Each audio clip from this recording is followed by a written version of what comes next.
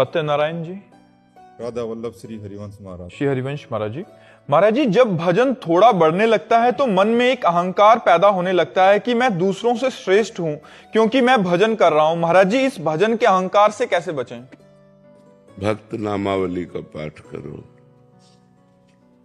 भक्तों की कृपा से अहंकार का नाश होता है।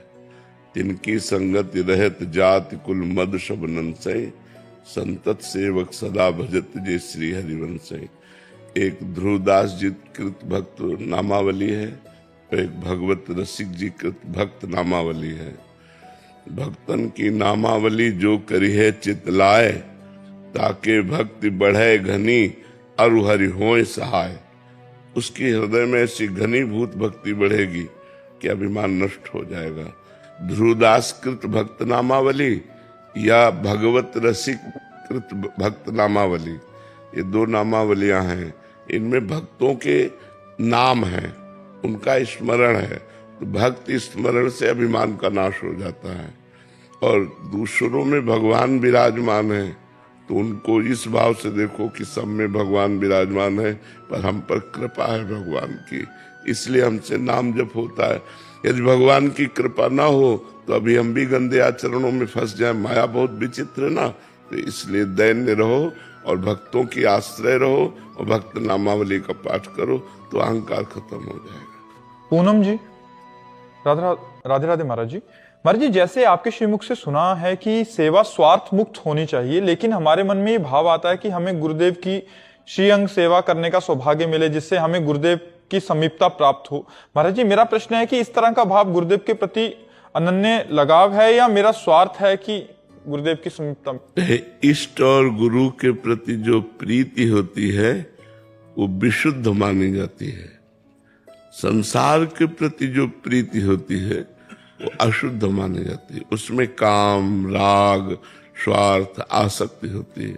लेकिन इष्ट और गुरु के प्रति जो हमारी भावना होती है, जैसे ध्यान मूलम गुरु मूर्ति, पूजा मूलम गुरु पदम, तो अपने गुरुदेव की पूजा करने का मन कि काश हमको भी उनकी चरण सेवा मिलती, हम भोजन बनाते वो पाते, हम उनकी जूठन पाते, हम उनके कपड़े धो देते, हम उनकी सेवा, कभी हमको ऐसा सौभाग्य हो कि अपने गुरुदेव की ऐसी तो ये चाह करना विशुद्ध प्रीति की बात है, ये स्वार्थ की बात नहीं है। स्वार्थ की बात सांसारिकता में होती है, परमार्थ में स्वार्थ की बात नहीं होती। तो इष्ट और गुरु परमार्थ है, तो उसमें जो हम भावना करते हैं वो परमार्थ में ही होती है। तो अगर हम इष्ट गुरु से कुछ मांगते भी हैं प्रसाद स्वरूप, तो वो स्वार्थ नहीं होगा, वो परमार्थ ही हो जाएगा। तो इष्ट और गुरु परमार्थ स्वरूप है, शेष संसार सब स्वार्थ स्वरूप है। सुर नर मुनि सब ही की यह रीति, स्वार्थ लाग करे सब प्रीति। तो इष्ट और गुरु ये परमार्थ स्वरूप है। आशा रानी जी पटियाला से। राधे राधे महाराज जी। महाराज जी, कभी जीवन में प्रतिकूलता आती है तो अपने इष्ट देव के अतिरिक्त अन्य भगवान से प्रार्थना करने की इच्छा हो जाती है। महाराज जी, ये क्या? ये अपनी भक्ति की कमजोरी है। नहीं बने, जैसे गोस्वामी तुलसीदास जी के इष्ट है रघुवर राम जी, तो कह रहे हैं बने तो रघुवर ते बने और बिगड़े तो भरपूर, तुलसी औरन ते बने ताबनवे पे धूर। यदि हमारे इष्ट के द्वारा बन रही तो बहुत बढ़िया, और बिगड़ रही तो बहुत बढ़िया। दूसरे के द्वारा हम बनवाना नहीं चाहेंगे। यदि दूसरे से बने तो उस बनने पे धूर। यह है इष्ट प्रेम। अपने इष्ट के ही द्वारा अपने योग क्षेम का वहन करे, अन्य भाव हृदय में ना आवे तो बात बहुत बढ़िया है।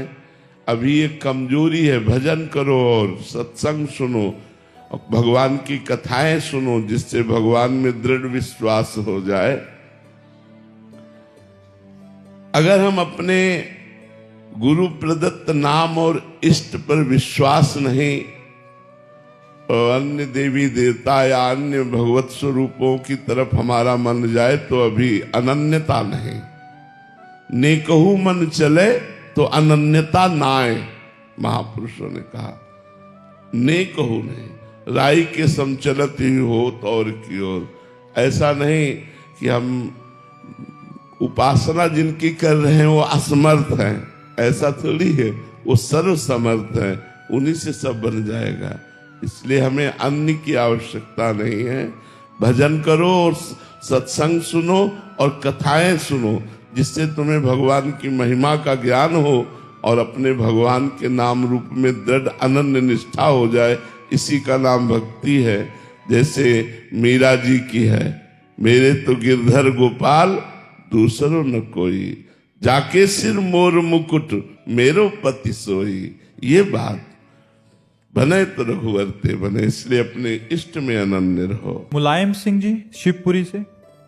राधे राधे महाराज जी, गुरुदेव अपने अंदर के अहंकार को पहचानने और गलाने का सरल मार्ग क्या है? पहचानने का ये उपाय है कि जब दूसरों में दोष दर्शन हो और अपने में गुण दर्शन हो तो समझना चाहिए कि अहंकार आ गया है।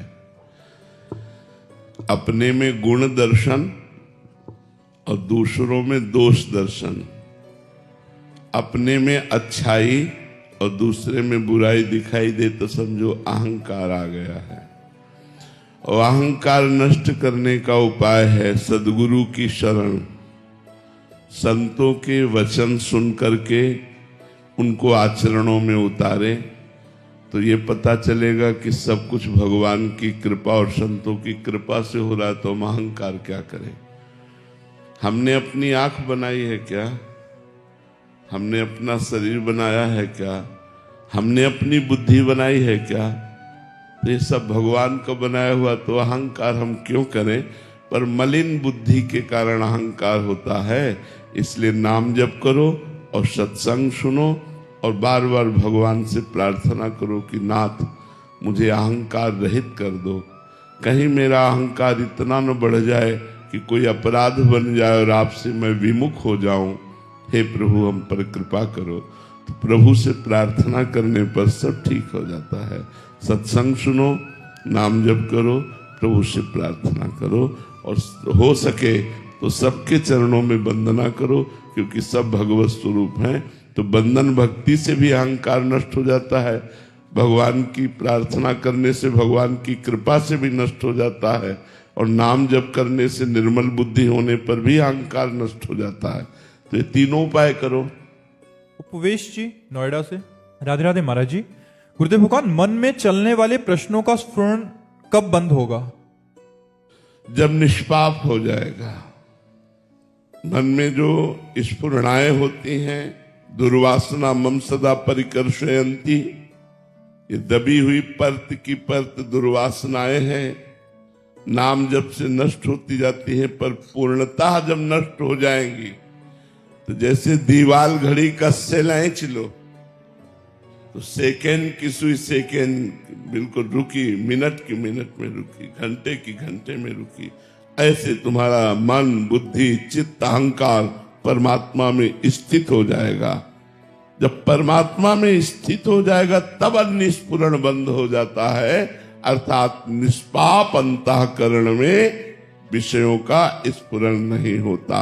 जब तक मलिन अंतःकरण होता है तब तक प्रभु से अन्य स्फुरण होता रहता है। इसलिए हमें खूब नाम डट के जप करना चाहिए। पवित्र भोजन, पवित्र आचरण, पवित्र विचार और परम पवित्र महामंगल में भगवान का नाम जप, बस बेड़ा पार हो गया। फिर देखोगे एक दिन मन भगवान में स्थित हो जाएगा, और जब मन भगवान में स्थित हो जाएगा तो अन्य स्फुरणाएं अपने आप बंद हो जाएंगी। राजकुमार जी, राधे राधे महाराज जी, आपके चरणों में दंडवत प्रणाम। गुरुदेव, एक शिष्य की तरफ से उसके गुरुदेव के लिए सबसे बड़ी भेंट क्या है? मन को गुरुदेव की आज्ञा के अनुसार चलाना ही सबसे बड़ी भेंट है। तन गुरुदेव के समीप है और मन संसार में है तो आप गुरु सेवक नहीं है। धन गुरुदेव को दे दिया और विषय भोगों में रत हो, उनकी आज्ञा का पालन नहीं करते हो तो गुरु सेवा नहीं हुई। और मन गुरुदेव को दे दिया और लाख कोस दूर रह रहे हो तो गुरुदेव की आज्ञा के अनुसार यदि मन चला रहे हो तो आप सच्चे शिष्य हैं, सच्चे सेवक हैं। वही धन्यवाद का पात्र है शिष्य जो अपने गुरुदेव को मन दे दे। रुपया चढ़ा देना ये तो सब लौकिक बात है। शरीर से समीप हो, मन विषयों में दिए हुए तो क्या गुरु का संग। जब गुरु का संग तो गुरु का रंग भी तो चढ़े, तो रंग मन में चढ़े तब बात बने ना। तन रंग लिया मन न रंगा तो फायदा क्या हुआ। तो सबसे बड़ी भेंट है मन को दे देना। बात समझ में आई आपके? सबसे बड़ी। और यही नहीं होता, बस यही नहीं हो पाता। गुरु बना लिया, गुरु को भेंट दे दिया और कहा कि प्रभु मैं आपका हूं, लेकिन मन संसार को दे दिया, इसीलिए कल्याण नहीं होता। और मन गुरु को दे दो तो बढ़िया बात बन जाए। मन दे दो, जो मन देने का मतलब है जो गुरु नाम मंत्र उपासना शास्त्र स्वाध्याय आदि आज्ञा कर रहे हैं वो करने लगो, बस इसी से तुम्हारा कल्याण हो जाएगा जी। पंकज राय जी, राधे राधे महाराज जी। गुरुदेव जी भगवान का अभिन्न अंश होते हुए भी दुखी होकर इस संसार चक्र में बार बार आवागमन के चक्कर में फंसता रहता है। इस दुख का कारण क्या है और निवारण क्या है? अविद्या, इसका मुख्य कारण अविद्या है। अज्ञान, मोह, तम उसी के पर्यायवाची शब्द है। ये हमारे सामने अज्ञान छा गया कि हमने स्वीकार कर लिया अपने को देह, पुरुष, गुण। इस स्वीकृति से हम बंधन को प्राप्त हो गए।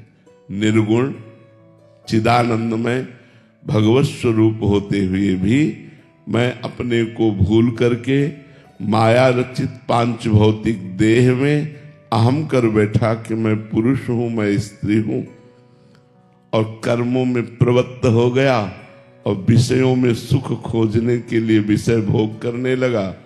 इसी से अपने स्वरूप का विस्मरण हो गया। मोह, अविद्या, अज्ञान, तम।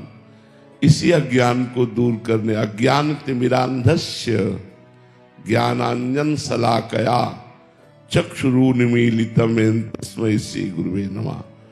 जो अज्ञान रूपी अंधकार का नाश कराने के लिए सूर्य के समान है, जो आंखों में अज्ञान छा गया उसके दूर कर देने के लिए अंजन स्वरूप है। हमारी जो आंखें ज्ञान की मुंदी हुई हैं उनको उन्मीलित कर देते हैं। उन गुरुदेव भगवान के चरणों का आश्रय लेकर यदि साधना की जाए तो ये अविद्या का नाश हो जाए और हम अपने स्वरूप को प्राप्त हो जाए। हमारा स्वरूप भगवत स्वरूप ही है। तो शास्त्रों का स्वाध्याय, गुरुजनों का आश्रय, सत्संग, मनन और खूब भगवत चिंतन, इसी के प्रभाव से हृदय पवित्र होगा और पवित्र अंतःकरण में ही स्वरूप झलकने लगता है। जैसे जल शांत हो और निर्मल हो तो नीचे क्या हमें दिखाई देता है, ऐसे ही अंतःकरण शांत और निर्मल हो जाए तो हमें आत्मस्वरूप का बोध हो जाए, अपने आप से अपने आप का। पर इसमें साधना करनी पड़ेगी। जो असत में हमारा सद्भाव हो गया है, सुख भाव हो गया है, इसे हटाने के लिए साधना करनी पड़ेगी। बिना साधना के नहीं आएगा। भगवान का नाम जप, शास्त्रों का स्वाध्याय, सत्संग, गुरु चरणों का आश्रय, इसी से ये माया मल दूर होगा और अपने स्वरूप का बोध होगा।